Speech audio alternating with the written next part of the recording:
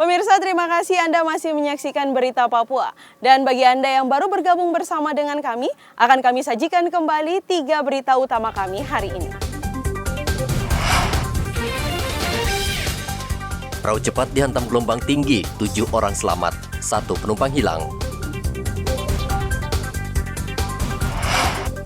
Kapolda Papua pastikan sholat Idul Adha di Papua berlangsung aman.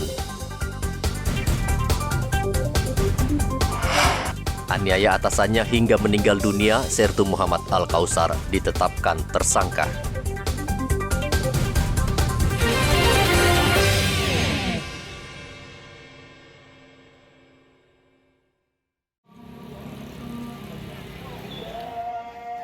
Ribuan umat muslim di kota Jayapura menggelar sholat Idul Adha 1443 Hijriah Ahad kemarin.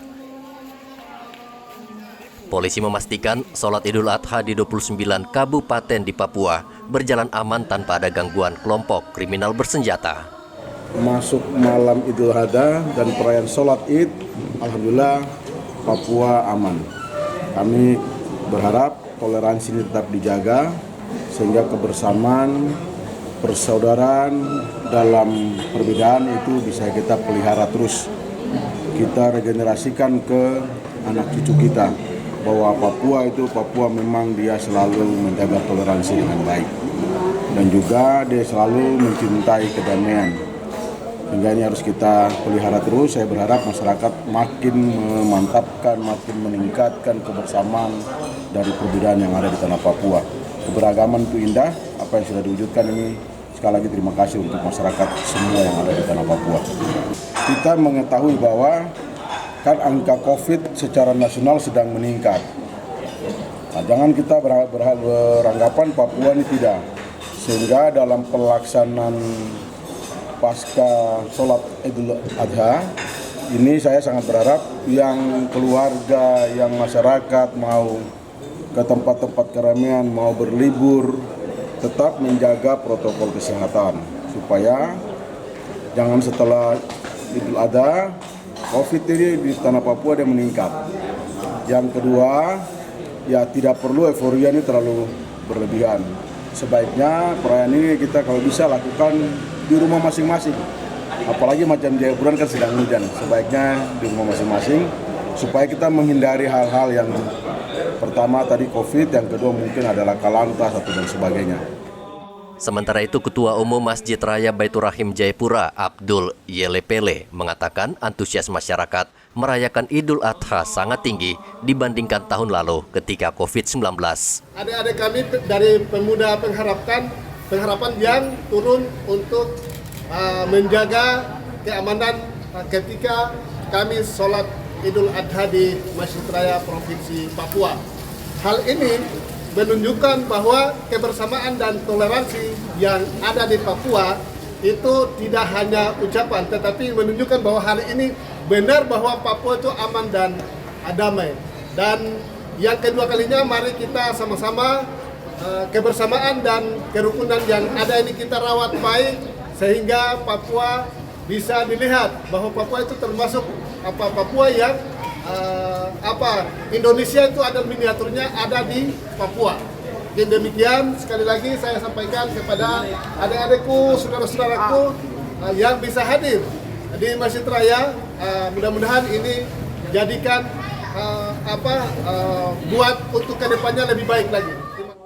Irjen Fakiri menghimbau pasca pelaksanaan sholat Idul Adha, warga yang ingin ke tempat wisata tetap menjaga protokol kesehatan, sehingga kasus COVID-19 di Papua tidak lagi meningkat. Hendra melaporkan dari kota Jayapura, Papua. Pecandu narkoba. Pengikut Muhammadiyah di Merauke Sabtu lalu lebih dahulu melaksanakan sholat Idul Adha di 2 lokasi yang sudah ditentukan, yakni di Masjid Bampel dan lapangan futsal Spadem. Di Masjid Bampel, umat terpaksa harus memanfaatkan sebagian badan jalan raya karena daya tampung masjid yang terbatas.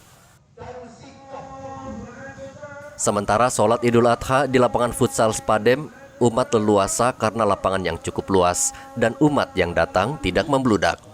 Sholat Idul Adha berlangsung khusyuk dan tertib.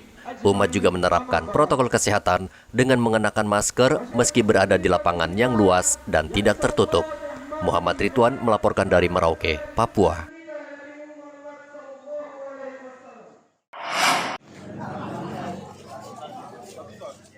Presiden Joko Widodo berkurban dengan menyerahkan 1 ekor sapi ke pengurus Masjid Al-Akbar, Kota Sorong, Papua Barat. Hewan kurban seberat 1,04 ton diserahkan penjabat Gubernur Papua Barat, Paulus Waterpauw, ke pengurus Masjid Al-Akbar. Sapi kurban Presiden Joko Widodo sudah diperiksa dan kondisinya sehat, sehingga layak untuk dikurbankan. Selain menyerahkan sapi kurban Presiden, Paulus Waterpauw juga ikut berkurban dengan menyerahkan sapi dari Provinsi Papua Barat.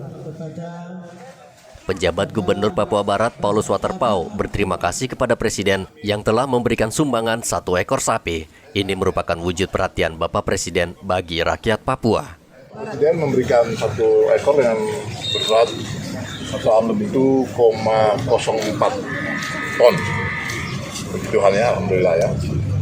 Kita bersyukur Bapak Presiden masih dalam juga masih dengan setia melihat warganya, rakyatnya. Dan kami di Papua Barat diterima oleh perwakilan dari Masjid Al-Akbar, Agung Al-Akbar di Kota Sorong. Kami atas nama pemerintah Provinsi Papua Barat dan seluruh masyarakat juga mewakili Kota Sorong mengucapkan banyak terima kasih kepada Bapak Presiden atas bantuan dan perhatian.